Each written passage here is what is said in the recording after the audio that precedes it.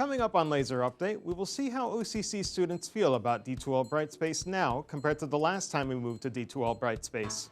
Then after, Nancy Carr will share what it's like to be the OER director and how she handles the struggles and challenges. All that and more here on Laser Update.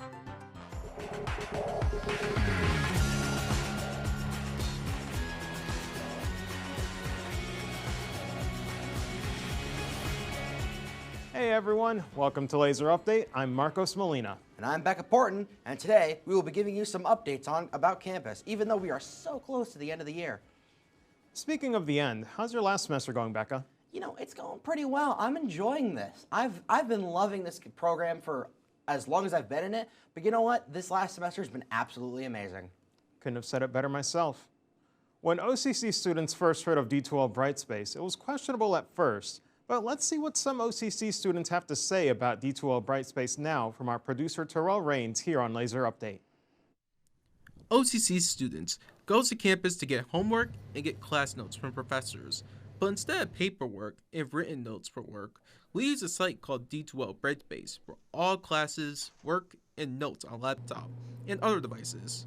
Let's see what OCC students have to say about D2L Brightspace. I find it useful for classwork so that if you miss a class, you can go online and look up the notes, or if you have an assignment, you can look up the office hours of that teacher. The fact that all I really have to do is go to the SUNY OCC website, go to D2L tab that they have on there, and it shows all the information I have for my classes. Finding all of my classes, finding all my grades, looking at the assignments, it made it really easy for me. Students seem to be enjoying D2L Brightspace. Let's hope students will be able to work hard and succeed in their future careers. This is Terrell Rains here on Laser Update. It seems like D2L Brightspace has been working with a lot of students to help email their professors and to be able to turn in work a lot easier. Let's hope students will be able to complete their work to pass all their courses. Speaking of work, we all struggle mentally with classwork, but one person does have challenges as well. And that person is Nancy Carr, an OER director that has faced challenges and loves to share some advice on how to handle the challenges from our producer Terrell Rains here on Laser Update. Office of Accessibility Resources, an office where most students go to where most students have struggles with classes, classwork, and communications mentally. Most students have struggled with classes, but our Office of Accessibility Resource Director, Nancy Carr, does have struggles as well, and would love to share some advice on what made her want to be an Office of Accessibility Resource Director and the challenges she faced. So it started out in my family. I grew up in Buffalo. I was the oldest of three, the only girl. My middle brother was born with a serious physical disability, and into this career, which I've been in ever since I finished college, to reach out to our students and try and stay connected with them, and they were going through hard times. Some have families that are less than supportive. Some didn't have reliable computer equipment, so they were really struggling with Teams and Zoom and getting work submitted. COVID hit us hard back then. We all had to be home and do work online. But now let's hear how Nancy Carr handles the stress and the challenges. There's a lot of walks you can take. I am fond of doing that outside.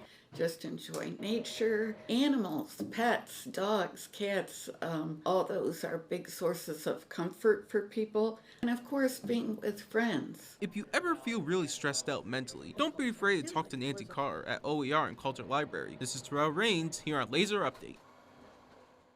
Well, there you have it. If you ever feel like you are facing a lot of challenges, never be afraid to talk to Nancy Carr to handle stress and some advice if you need it for classes, especially communication with other students.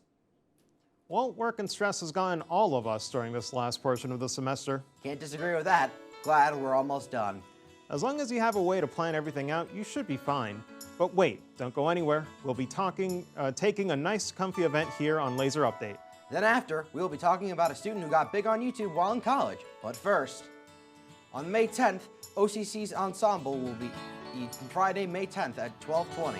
If you love listening to some guitar, I highly recommend you attend the concert. It should be as fun one to listen to.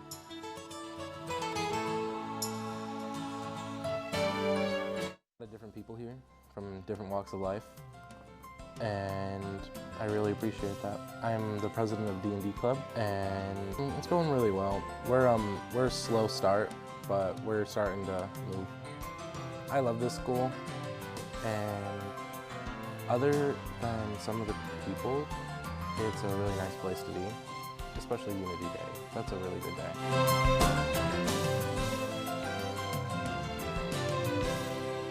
I chose OCC because it was local and I already took college credit in high school for OCC, so I decided to continue that. I chose creative writing because the course I took in high school was for creative writing, so I already had credits for it, so I decided to pursue that as it is a passion of mine. After college, I plan to join the U.S. Army as an officer, and for dream job, it would either be a public affairs specialist in the military or a screenwriter for a film company.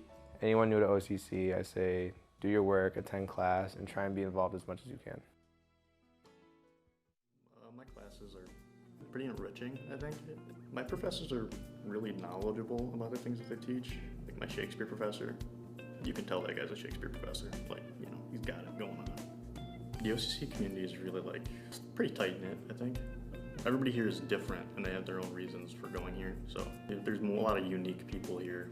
I think they kind of limit you your first year. You're more like in a track, and then your second year it's kind of more like, oh, what am I interested in? What can I do?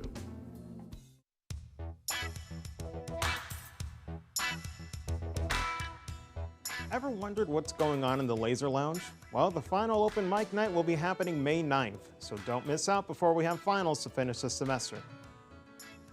Welcome back to Laser Update, everyone. We talked about how students felt about D2L Brightspace and how Nancy Carr became an OAR director. All right, everybody, grab a blanket and a beverage as Marcos intros our next story. February can be a cold and dark month. Let's hope a nice and small event can keep everyone comfy and warm if OCC students stay on campus. We'll find out more by our producer, Terrell Rains. A really cold day on this chilly campus. Well, the raffle can keep you warm if you enter. Here at Gordon 114, we have a Get Comfy raffle by our expert as well. Let's hear what our experts have to say about the raffle so far. Overall, the National Comfy Week went over well. It wasn't as highly attended as some of our other events, but I think students still had fun participating in a passive way, in an easy way for them to have the chance at winning a comfy to take home. While the event is average so far, let's see what some OCC students had to say about the Get Comfy raffle. I was really excited because when I heard about it and found the opportunity that you could potentially win an OCC merch outfit, that just seemed really exciting to me, and it seems like a really fun thing for the school to do. Because it's so easy to enter, that's the best part. And I was really excited because I want a comfy, and I've never had one. OCC students are loving the raffle. Get a chance to enter and stay warm on campus. This is Terrell Rains here on Laser Update. We all hope the Get Comfy raffle will keep you warm. Never be afraid to step in Gordon 114 with your OCC merch to get a chance to enter the raffle to win a comfy. YouTube has been a great platform for content creators, but ever since YouTube Shorts have existed, it has been used as another TikTok. But one OCC student has been gaining a lot of subscribers while he's been in college. Our producer, Terrell Rains, has more. Chad loves to do YouTube Shorts, stay up to date, and post consistently daily shorts. He walks around taking random objects, edits them out, and gains thousands of subscribers and viewers on YouTube. The first things first, I just, wanted to try something new. And I wanted to test out the internet, and I want to see what would YouTube Shorts do for me. And it depends on what I have an idea on. It just comes to me. And then I test it out in a video, and if it does good, I keep doing it. I do a consistency thing of day 1, day 2, etc. My fans, now I have 1,300 subscribers. It keeps growing, and I'm at 600,000 views in total. My recent series is I've been dropping stuff from high places, actually. So, for example, I have this new video that I just posted not so long ago, and I've been interacting with fans and people, and then I've been replying to their comments and then doing the video afterwards. I've been just using whatever's on YouTube Shorts, and for my main videos, maybe I been using some edit things, but just to mix it up a little bit. But other than that, it's just everything's on YouTube Shorts, and they have this AI thing that you can do and mix it up with. So all my editing's on there. Chad hopes to keep his YouTube Shorts career, wait for a whole year, and see his final results. Let's give Chad the best of luck to getting subscribers and starting a big trend on YouTube Shorts while he's in college, trying to get his business degree. If you want to support Chad and his YouTube page, all you have to do is go to youtube.com/ChadMCC2234. The Get Comfy raffle on YouTube Shorts has been very interesting so far. That's right. Don't go anywhere because we still have one more portion to talk about. That's right, Becca. We'll be talking about the history of I-81 and how it split Syracuse and the future of what it will look like. But first, The Despicable Me 4 is coming out on July 4th, so don't miss out if you saw the first three. It has been a while since Despicable Me movie has been out. I fully guarantee you will love it.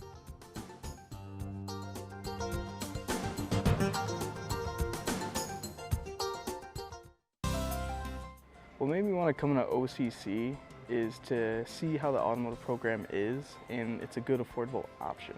The entire campus, honestly, it's not what I expected. I haven't had any problems yet, but if I were to, depending on what the problem is, I'll go to the Student Help Center, or if it's a problem with my work, I'll go to a professor or the student help area. During my free time on OCC, I'll go find friends around campus, or I'll go catch up on my work in the library.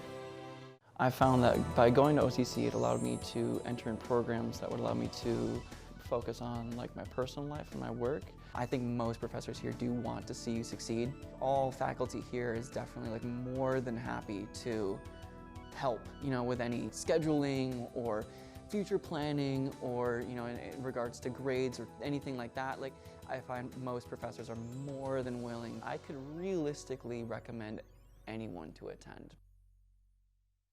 The Coulter Library is your place for entertainment. With over 77,000 books, movies, and CDs, there's always something to do. Your place for research help. Trouble with a project? Ask a librarian. Your place for quiet space. Shh, our first floor is reserved for quiet work only. Your place for IT help. Visit our help desk on the second floor.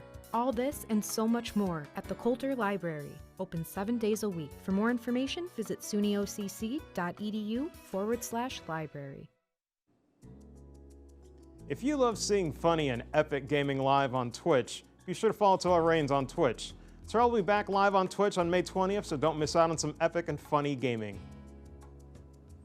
Welcome back to Laser Update. We have one more portion that all citizens drive on to get their locations faster. I'm pretty interested to learn about this one, especially in the future. No worries, this should be an interesting topic that might surprise some people. I-81 has been mostly the main highways to get to locations, but how was it made? What's the future of I-81 going to look like, and what's so controversial about I-81? We have our producer Terrell Reigns to give us a history of I-81.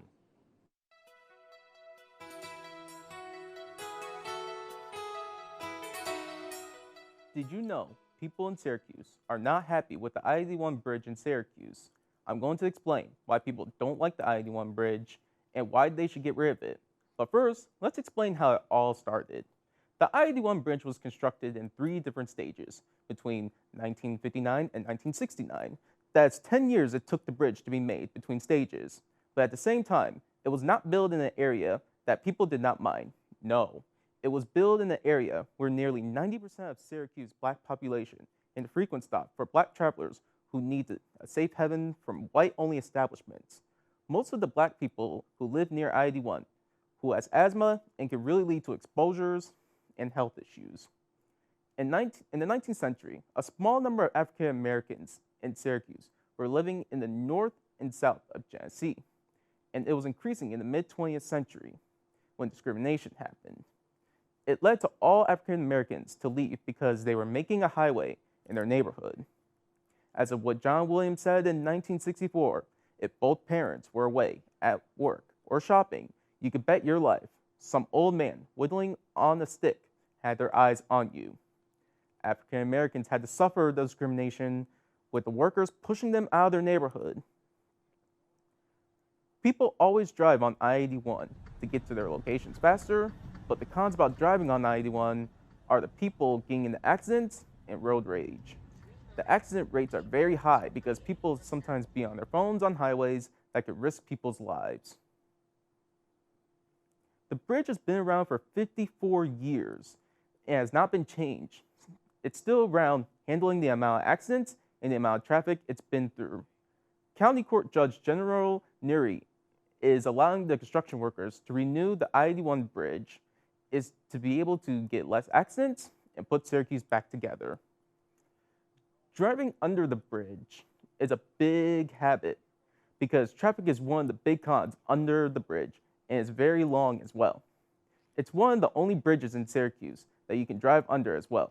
It's been through a lot of repairs because of accidents on the highway and the ruts of how old it's been. Most people say the bridge is a big problem and the accident rates are very high. When houses were taken down, it was one of the most discriminations in Syracuse because of health outcomes. The judge thinks it could be an idea just to move I-81 because of the most people can get better housing conditions, economics, and educational opportunities. Here's a picture of the bridge was removed. It has a possibility to cause more traffic and will take up more space.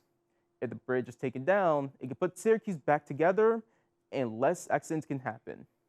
Now you know the history of Interstate 81, the Syracuse discrimination, and what will happen if the bridge is gone. All I have to say is, let's hope we will have less accidents and less traffic if the bridge is going to be taken down to put Syracuse all back together.